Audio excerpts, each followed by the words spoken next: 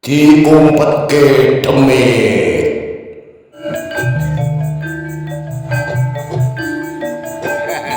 Bocah kuwi angger kandanan angel ya kaya kuwi. Kandanan angel. Dituturi kuping tengen mlebu kuping kiwa, dituturi kuping kiwa mlebu kuping tengen. Ndablek apa kok? Ndablek. Ning ndi mau, ning ndi tibane ning ndi? Eling-eling. Awas anggur ora ketemu. Ora tok mangan ben kaliren lah, Nang ndi dieling-eling? Sembrono kok. Iku ora rega larang wong sak RT wae ora duwe kuwi. Ayo dieling-eling tibane nok ndi? Nek kongkon wangele dak ora mekakat kaya Tembunge Yu Jasmine rocos nyeneni marang anake. Rumangsaku ya wis tak ati-ati kok mbok. Tenan kok tak jokok jero sarung, terus tak pikul kok mbok. Aku mau mandek sedih lok nguyuh ning pinggir jembatan sing ana wite mangklung kuwi. Aku terus bablas muleh kok mbok kok ora ana piye to, aku uga bingung lho. Jawabe anake karo simboke. ngene iki kok aku piye? Aku piye? Arep tak ngiring-iring kok. Kok malah mbok tibake ndung piye? Aku yo ora ketok ayu tenan iki. Sesuk ora ketok ayu tenan iki aku ndarang ngorogiku. Kudu tak untal, tak lebokke meneh. Ora ngajar dikongkon deleng-eleng. Yu Jasmine ngamuk ora iso diampah maneh.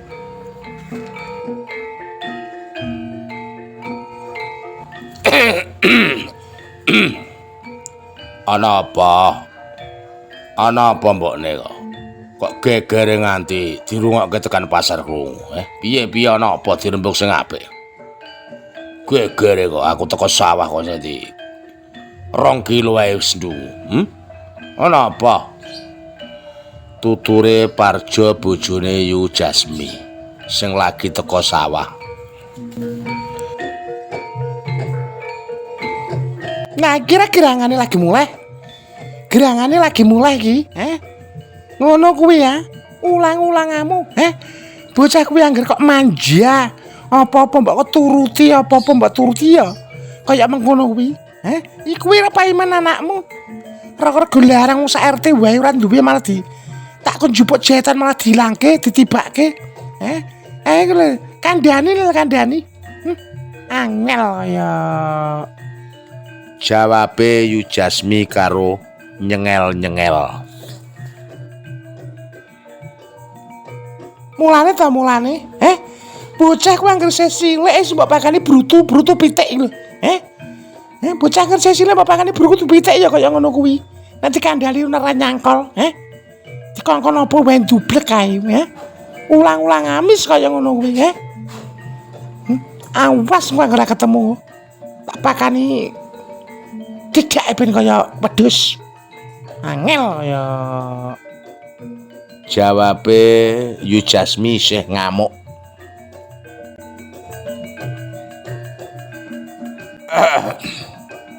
Ilang mbok wis lah.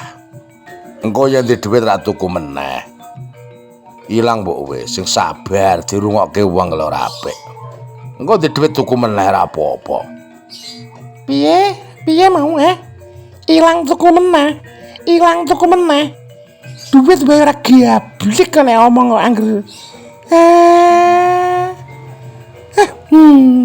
Kuwe arep nukokne? Nukokke apa? Lambemu duwer wae. Kau siji wae ora tau salin kok. Nek omong kesempel lepuk ae Kang. Kang Parjo. Mbak wongku sing anu tah. Nek nuturi anak kuwi dikandhani. Iku rega larang, ngerti ora kowe? Sing ku nyalangi mek 3 sasi kentorok sijiku. Ngono ngerti ora? Tuku duit teko ndi? Omong kaya terocos kaya. Kon ngeling-eling kono dikandhani. Apa ora tak mangan tenan. Jawabe Yu Jasmine karo nyentek-nyentek bokonge.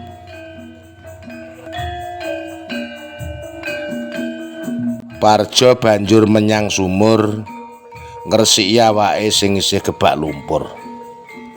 Ora ngrasakake omonge bojone sing lagi mangkel atine. Ana wae. Ana saka rumangsaku ya Pak Emin kuwi. Anakku bocah sing temen. Ora tau sulaya. Njur ilang iki ning endi ya? Tembunge Parjo sakjroning ati. Banjur Parjo numpak sepeda mlaku ngetan. Sajak ana sing dituju. Lan karo gremeng. Muga-muga ae Mbah Paidin iki ning omah. Isa tak takoni bab ilange roke bojoku badhe marai cangkem. Muga-muga nang omah. Sawise tekan omahe Mbah Paidin, terus Parjo nyendhekake sepedahe ning pager ngarep omahe Mbah Paidin. Durung nganti njangkah mlebu ntritis wis dipapakake temon. Temon kuwi kucinge ingon-ingonane Mbah Paidin. Meow. Meow. Meow. Kula nuwun, Mbah. Meow. Parjo karo mbungkukake awake ngampiri Mbah Paidin ngajak salaman.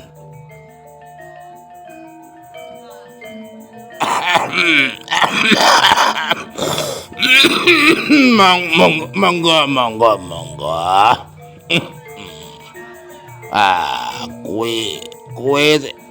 Kowe tojo alah. Tumben kowe kok dolan rene mangan apa,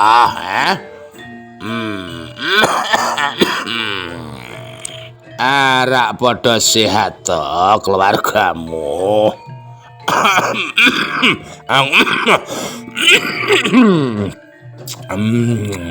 Anggonmu bebojoan karo Jasmi, ora ndak anak siji, paimen apa ngatemen kok, Pitakone Mbah Paidin sajak karo mesam-mesem. Pangestune Mbah Paidin sedaya sami sehat, Mbah. Wangsulane Parjo. Syukur. Lah, ana pani gawe apa aja, Tak sawang saka parapamu kok katon. Yen ora duwe dhuwit kowe iki. Apa padu karo bojomu,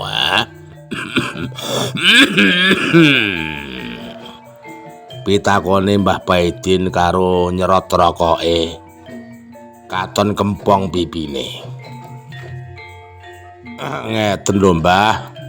Kula mriki menika ajeng tanglet. Ajeng tanglet kalih jenengan, Mbah. Tembunge Parjo karo susah hatine njur nyritakake kahanan rumah tanggane sing geger perkara ora ilang.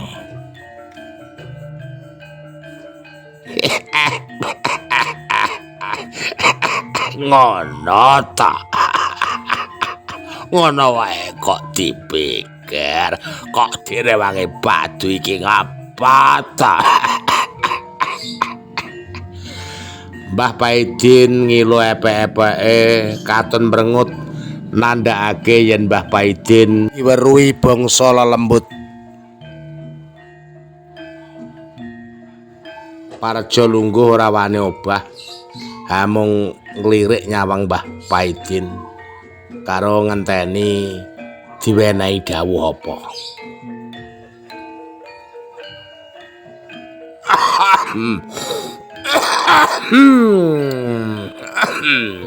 Ngono ta, ngene lho, Cah.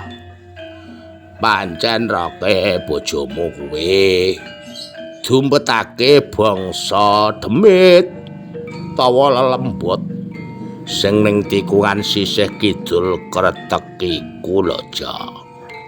Sebab rikala anakmu iki dikongkon karo Jasmi bojomu iki kurang ajar. Lah wong omahe Mbah Bugel iki wong semanggon nang kono lelembut. Najan ora iso ketok disawang iku omah iku. Lah kok diuyahi. Ora amit-amit dhisik. Banjur roke sing nang jero sarung kuwi dijupuk. Ya bejo ora manuke sing dilangke ora perucul.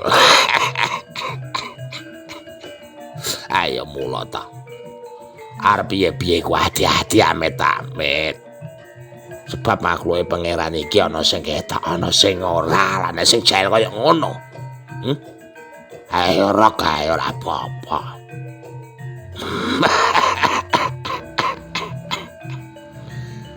Mbah Paidin cerita karo Ndagel. Oh, ngaten nggih, Mbah. Njur pripun carane supados roke bojone kula diwangsulake, Mbah? Pitakone Parjo sajak karo memelas. Mbah Paidin terus ngadeg. Terus mlebu kamar. Ora suwe banjur metu maneh karo nggawa keris sing diulungake marang Parjo. Mengkene tembunge. Ngene lho, Cah. Kowe tak silai kerisku iki, keris iki ora keris ora sembarangan, keris ora baen-baen kowe ya.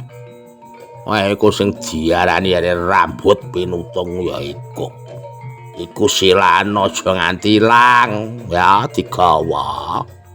Lah kowe engko teka ning Kretek sing ana wit-wite mangklung ning kali kuwi ya. Nang kono iki aja ninggal karo tata krama. Amit-amit luwih dhisik. Jaluk karo Gusti sing gawe urip supaya roke bojomu engko dibalekke meneh. Ngono ya. Engko obong-obongi menyan ya kena, dupa ya kena, jaswan ya kena, jaswan ya kena ya. Wis ngono wae. Ngono. Sebab yen diumpetake bangsa lelembut kuwi malah gampang dijaluk meneh. Nanging yen upama dijupuk karo wong ya mlayune ring gadehan ya angel.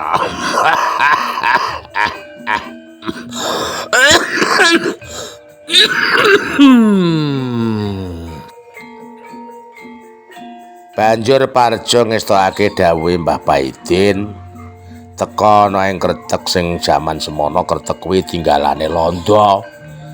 Pancen gawat pangker liwat-liwat iku arang wong sing ngerti. Kretek iku jare kala semono ya kanggo apa-apa karo wong pribumi. Iku jaman penjajahan. Terus ndedonga ning kono sadurunge rampung oleh ndonga dumadakno ana swara gedebuk. Ana tas kresek ireng tiba ning pinggire Parjo. Lan ana swara sing tanpa rupa kaya mangkene.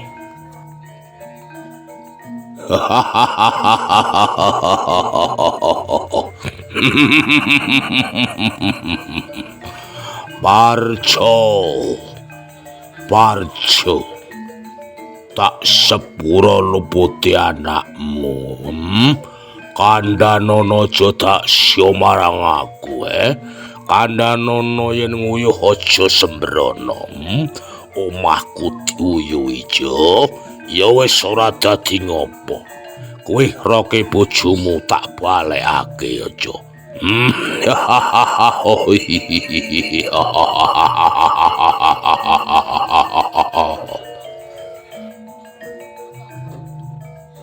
Parjo atine marem, roke bojone wis dibalekake. Terus Parjo mulih menake karo bojone. Karo cerita kedadiane ilange roke diempetake bangsa lelembut sing manggon ana Kretek. Sak sisih lor wetan kuwi gawenane londo. Alah Kang. Raku ya ketemu meneh lah ngono kok mau wingi-wingi. Mangkane wingi-wingi aku rak lunga. Iso lunga ireng-ireng iso pamer. Aku rak keten ayu. Bojone sapa ta kuwi? Bojone Parjo. Rak ya sing tok jeneng rak kuwe to, Kang. Lha ngono ki ya ra.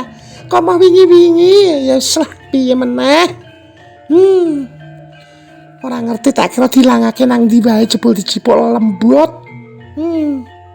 Mula ta. Wong urip kuwi aja seneng padu, lan aja seneng cilik digedhekake aja, kabeh dirembuk sing apik. Ben ora disusupi bangsa lembut. Senengamu gawe geger wae.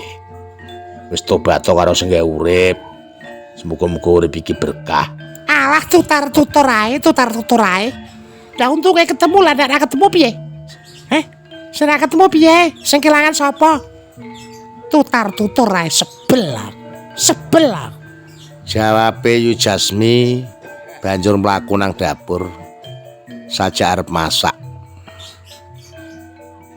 Parjo uga metu langsung njupuk sepedane ditumpaki ngetan karo nggawa keris. Ketone arep balekake keris marang Mbah Paidin.